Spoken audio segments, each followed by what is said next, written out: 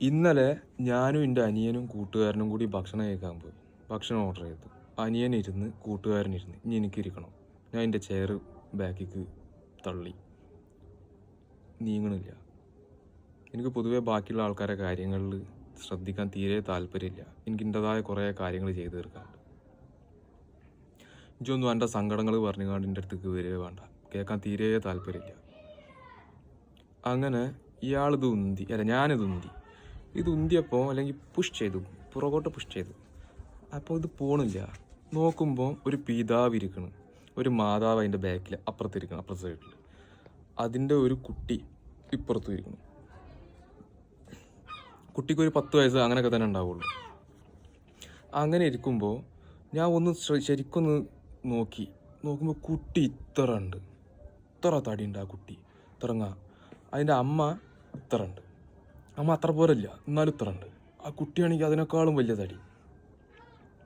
എന്തെങ്കിലും ആയിക്കോട്ടെ. അങ്ങനെ ഞങ്ങൾ ഭക്ഷണം കഴിക്കാൻ തുടങ്ങിയപ്പോൾ എൻ്റെ ചെയർ ഇങ്ങനെ ഇങ്ങോട്ട് തള്ളൽ ഇങ്ങനെ വരുന്നു. നിങ്ങൾക്ക് മനസ്സിലാവണില്ല എന്താ സംഭവം. അങ്ങനെ ഞാൻ തിരിഞ്ഞു നോക്കിയപ്പോൾ ഇത്രങ്ങാനുള്ള ഈ കുട്ടിക്ക് അതിൻ്റെ പിതാവ് എന്നാ മോളെ കഴിക്ക് ഇത് പറഞ്ഞിട്ട് ഇങ്ങനെ കൊടുക്കുകയാണ് ആ കുട്ടിക്ക്. ഓൾറെഡി അത്രയും തടിയുണ്ട് കുട്ടി. അതും കൊടുക്കുന്നത് ഫാസ്റ്റ് ഫുഡ്, ഫ്രൈസ്, മറിച്ച് ഇതൊക്കെ കുട്ടീനെ കൊണ്ട് ഇങ്ങനെ തീറ്റിക്കുകയാണ്. അതിൻ്റെ അമ്മയാണെങ്കിൽ ഇങ്ങനെ ഇരിക്കണമുണ്ട് അതിൻ്റെ അമ്മ. ഒക്കെ പോട്ട്. അങ്ങനെ ഈ കുട്ടിക്ക് ഇതിങ്ങനെ തിന്നാൻ കൊടുത്തിട്ട് ആ കുട്ടിക്ക് നിൽക്കാനും വയ്യ, ഇരിക്കാനും വയ്യ. അങ്ങനത്തെ ഒരവസ്ഥ. ആ അവസ്ഥ കാണാനുള്ള കാരണം ഞാൻ പറഞ്ഞുതരാം. അങ്ങനെ എന്തെങ്കിലും ആയിക്കോട്ടെ. അങ്ങനെ ഭക്ഷണം കഴിച്ച് ഞങ്ങളെന്ന് വെച്ചാൽ ഞാൻ വളരെ മാന്യതിൻ്റെ പേരിൽ അവിടെ ഇന്ന ഉന്തിയാലും വിഷയമല്ല എന്നുള്ള രീതിയിൽ ഞാൻ ഇങ്ങനെ ഇരുന്നിട്ട് ഞാൻ എൻ്റെ ഭക്ഷണം കഴിച്ച്. അത് കഴിച്ച് കഴിഞ്ഞ് വെറുതെ ഒന്ന് തിരിഞ്ഞു നോക്കി. അപ്പോൾ ഇവർ ഭക്ഷണം കഴിച്ച് കഴിഞ്ഞിട്ട് നടന്നു വരുന്നുണ്ട്.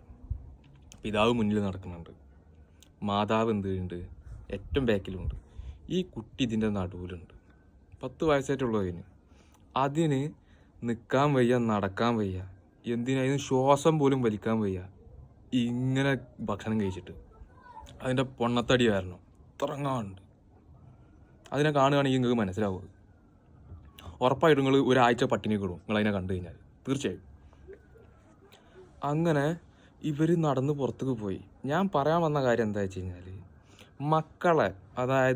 മക്കളെ ആൺകുട്ടിയായാലും പെൺകുട്ടിയായാലും ഏത് കുട്ടിയായി കഴിഞ്ഞാലും ഇതുപോലെ ഭക്ഷണം കൊടുത്തിട്ട് വളർത്തരുത്. അതായത് തിന്നാനായിട്ട് ജീവിപ്പിക്കരുത് മക്കളെ. അതായത് ജീവിക്കുന്നത് കഴിക്കാൻ മാത്രമാണെന്നുള്ള രീതിക്ക് മക്കളെ വളർത്തരുത്. ഇതുപോലെ ഭക്ഷണം കൊടുത്തിട്ട് മക്കളെ വളർത്തരുത്. ഇത് ഭക്ഷണം കൊടുത്ത് വളർത്തുകയല്ല, ഇത് ഭക്ഷണം കൊടുത്ത് മക്കളെ കൊല്ലുക ചെയ്യണത് ഇങ്ങനെ. അപ്പം അതിൻ്റെ പേരിൽ മക്കൾക്ക് ഇങ്ങനത്തെ ഭക്ഷണം കൊടുക്കാൻ പാടില്ല. ചിലപ്പോൾ ഒന്ന് പട്ടിണി കൊടുക്കുന്നതുകൊണ്ട് വലിയ വിഷയമൊന്നുമില്ല. എന്തെങ്കിലുമൊക്കെ ചോദിക്കുകയാണെങ്കിൽ ഇല്ല എന്ന് പറഞ്ഞാൽ മതി, അല്ലെങ്കിൽ ഇപ്പം ഇത് കഴിക്കണ്ട. കാരണം ഈ പ്രായത്തിലേ അത് പറയാൻ പറ്റുള്ളൂ. 10-18 വയസ്സ് കഴിഞ്ഞാൽ നിയമങ്ങൾ ഒരുപാട് സാധനങ്ങൾ വരും. അപ്പോൾ ഈ സാധനങ്ങളൊന്നും മക്കളെ ഇഷ്ടം ഈ വക സാധനങ്ങൾ വന്നു കഴിഞ്ഞാൽ ഒരു തടിക്കാതിരിക്കുക എല്ലാം ഓരനായിക്കോട്ടെ, അതിൻ്റെ പൂർണ്ണ ഉത്തരവാദിത്വം ഓരത് മാത്രമാണ്. പക്ഷേ ഈ കുട്ടി ചെറുപ്പകാലത്ത് ഇത്രയും വണ്ണം വെക്കുന്നുണ്ടെങ്കിൽ മാതാപിതാക്കളായ പിതാവായ അൻ്റെയും മാതാവായ നിൻ്റെയും, നിങ്ങൾ 2 ആൾക്കാരെ പൂർണ്ണ ഉത്തരവാദിത്തമാണ്. മക്കൾ ഇത്രങ്ങാൻ വരുന്നുണ്ടെങ്കിൽ വേറെ ആരും കുറ്റം പറയാം, ആ കുട്ടീനെ പോലും മര്യാദ കുറ്റം പറയാൻ പറ്റില്ല. അപ്പോൾ അതിൻ്റെ പേരിൽ മക്കൾക്ക് ഇങ്ങനെ ഭക്ഷണം കൊടുക്കേണ്ട ഒരാവശ്യമില്ല. ഇടയ്ക്കൊക്കെ ഒന്ന് പട്ടിണി കിടുക. ഒരു നേരം കഴിക്കാതിരുന്ന് അല്ലെങ്കിൽ ഇതുപോലെ കുത്തി കയറ്റാതിരുന്നിട്ട് ഒരു മക്കളും ചത്തുപോയിട്ടില്ല. അത് പറഞ്ഞാൽ മനസ്സിലായില്ലേ? മാതാവായാലും പിതാവായാലും ആരായി കഴിഞ്ഞാലും ഇതുപോലെ ഭക്ഷണം കൊടുക്കാൻ പാടില്ല കുട്ടികൾക്ക്. അത് നിങ്ങൾ സ്നേഹിക്കല്ല ചെയ്യണത്. ഞാൻ പറഞ്ഞ പോലെ സ്നേഹിച്ചിട്ട് കൊല്ലുക ചെയ്യണത്. അമിതമായി കഴിഞ്ഞാൽ അമൃതും വിഷം എന്നാണ് പറഞ്ഞിരിക്കണത്, ശ്രദ്ധിച്ചോ. അപ്പോൾ ഇതുപോലത്തെ അവസ്ഥകൾ വരണ്ട.